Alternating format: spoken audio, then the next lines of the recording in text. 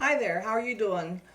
I wanted to do this Facebook Live, but with my internet being intermittent, I thought I'd just record it and upload it for you. But I'll still be there to see any comments you have to make or have any questions. I want to show you another one of our new recipes for fall. Another one of our one pot meals. We used the rock crock last time. We used the all-purpose pot for some of our things that we had shown you last week. But I wanted to show you the deep covered baker. We're going to be using that today. And I know many of you probably already have this pot, and there's tons of things you can do with it. And we're going to do a beef and broccoli meatball. And this is a nice sneaky way to get some vegetables into your kids who may not like vegetables. I'm going to try it out on my grandsons to see how they like it. Without telling them, of course, there's broccoli in there to begin with. But we're going to use this pot, and we're going to cook broccoli and rice and in a beef broth in the deep covered baker. First of all, we need to make our meatballs. Now what I've done, I've already, just to save a little bit of time here, you all know how the manual food processor works. I chopped up our broccoli really fine with the manual food processor. I've got it here in our prep bowl. You can see how fine that is. You can actually do, I've had customers use the manual food processor to make cauliflower rice. I've used our veggie strip maker to do cauliflower rice, but you could do the same thing with the manual food processor because it'll chop that up nice and fine as well. So first of all, we're going to make a little broth. Now I've got some fresh ginger here, and we're going to grate that with our zester and right into the small batter bowl. Now I've got into the new style batter bowl. I already have something in there in the fridge. So this is our old batter bowl that I've probably had since I started selling Pampered Chef 21 years ago. Still works fine. May not be as pretty, but it works great. And we're going to grate that fresh ginger with the zester. You could also use the microplane adjustable grater if you want. I buy ginger and I bring it home and I cut it up into pieces, and I put that in the freezer, in a Ziploc freezer bag, and that will keep it fresher longer because I myself can't go through ginger that quickly. But if I keep it in the freezer, it stays in there a long time. And I don't peel it till I bring it out to use it. And ginger is really good for you. It's good for your stomach. Good for my husband would always make ginger tea. Ginger and lemon and honey for upset stomach, or even when you're not feeling well with congestion and things like that. It helps with that too. So we're going to add some soy sauce to our ginger, and I use something called liquid aminos. It's a healthier form of, it's a soy-based product, but it's a healthier form of that with lower sodium. And we're going to add some brown sugar to that. And let's whisk that up in there with our whisk here.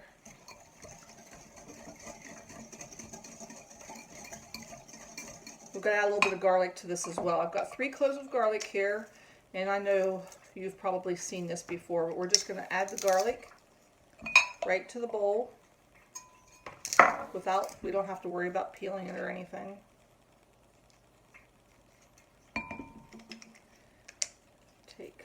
Use the little cleaning tool. Now this is stored in a handle. It looks kind of like a little Barbie brush. You can use that Barbie brush side to poke any excess garlic out of the holes in there if you need be. And I'm going to just throw the last 2 cloves in here at one time. It'll handle it. It's a nice big hopper, which makes it a little bit nicer to use, because you can get those garlic cloves in the store today that looks like it's been grown on steroids. Now the elephant garlic I don't think is really a true form of garlic. It might be milder in flavor, but I don't think it's true garlic. I'll do that, and this will rinse up right in the sink, or I'll throw it in the dishwasher. So we've got all that added.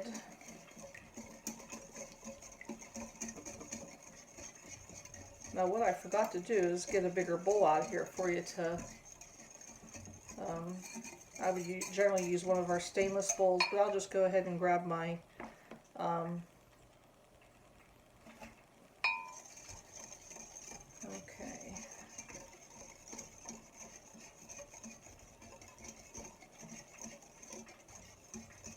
We're going to take 2 tablespoons of this out, and I want to make sure I did read the directions earlier, and that's always a good tip, is to read your directions first before starting the recipe. I've got this in our Season's Best. It's also the front cover picture on there, but we've got our, I did our broccoli already, so we're going to take our broccoli and add it to our big bowl. We're going to transfer 2 tablespoons of this sauce, and I knew that's what I needed to do. 2 tablespoons of this is going to be transferred to our big bowl along with our, that we're going to make our meatballs in. So we got 2 tablespoons there. Let me just get the batter bowl here. Here's one ugly batter bowl. It is clean, but it just looks terrible. So the 2 tablespoons of this is going to go in here. We are going to add our broccoli to this bowl.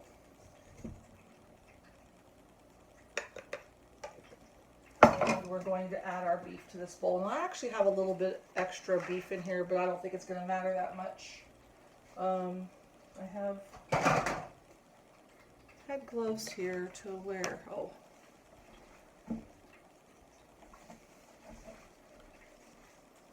Thought I was more prepared than I was. You're probably getting the glare from the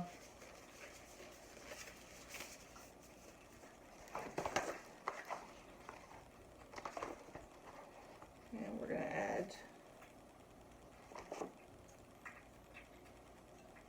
to add the beef broth to this sauce. This is 1.5 cups of beef broth. We're going to add it to the rest of the sauce in here. Now this is going to go into our deep covered baker. So before I get going on the meatballs, we'll throw this in the deep covered baker. Throw, pour, whatever. And then we're going to add 2 cups of rice. Now I generally don't use quick cooking rice, but this recipe calls for like minute rice. I know some people like that a lot. I like to use brown rice. And I think you could probably do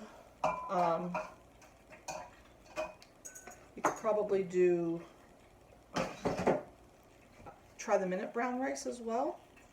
So we're going to take that. We need 2 cups of minute rice. Pour that in there. Now this is part of our measuring cup set.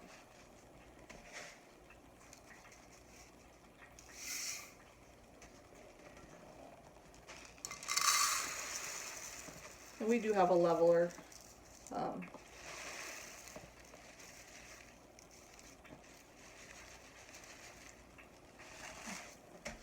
Nothing really. There we go. Got that. So we can get that all the way. And we're going to stir this up gently.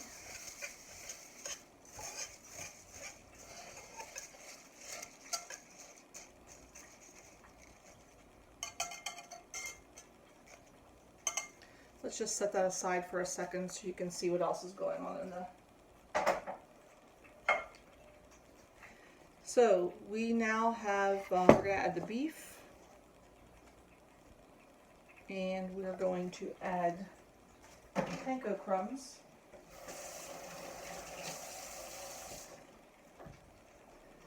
Breadcrumbs to this, and this is going to be another third of breadcrumbs as well. Now panko is a Japanese style breadcrumb, and it gives you a nice light flaky coating.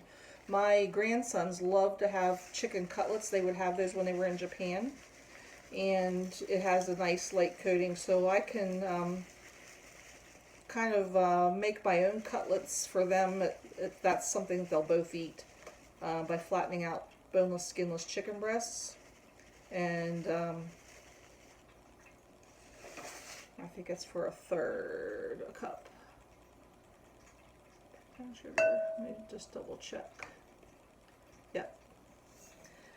But it's a nice flaky coating. It's fantastic on fish and things like that too. It's a nice light coating. It's not going to be a lot fluffier than most. And we're going to add a little bit of onion to this too. Now I brought out, this is one of our new knives.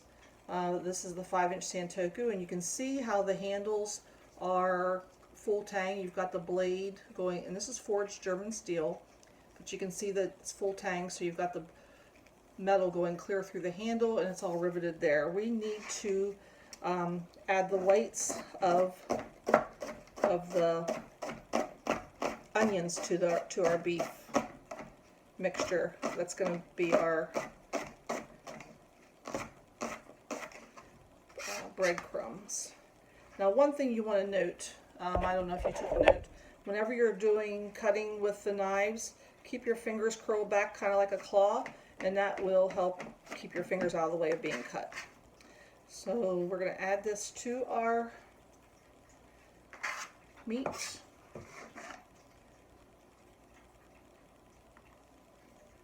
And we are going to mix up our meatballs. I'm just going to, and we're going to add an egg to that as well.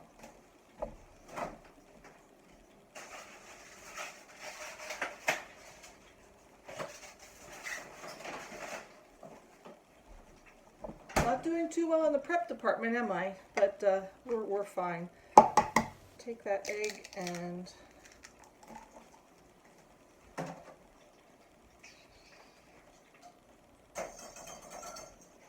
just switch that up a little bit.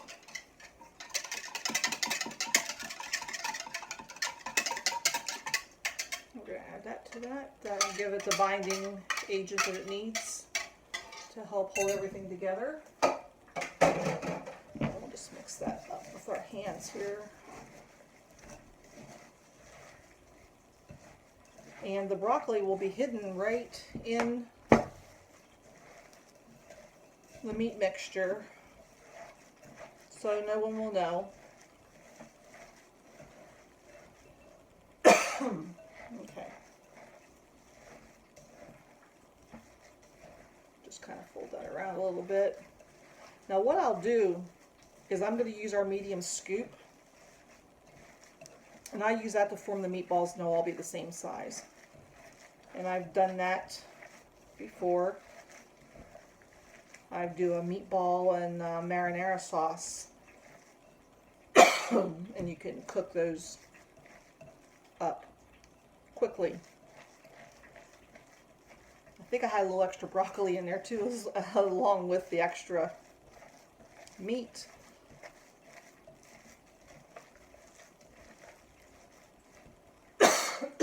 Excuse me.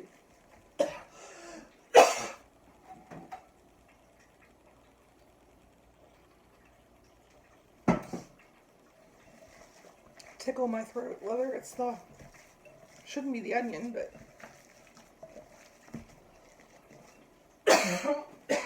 okay. Here's our medium scoop. I can just take that, make our meatballs, and I can just lay those gently on top of the rice mixture.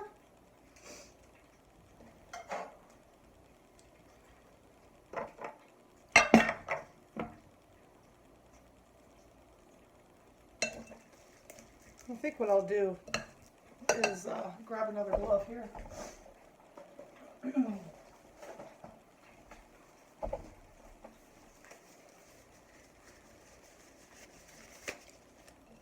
This way we know they're all about even size.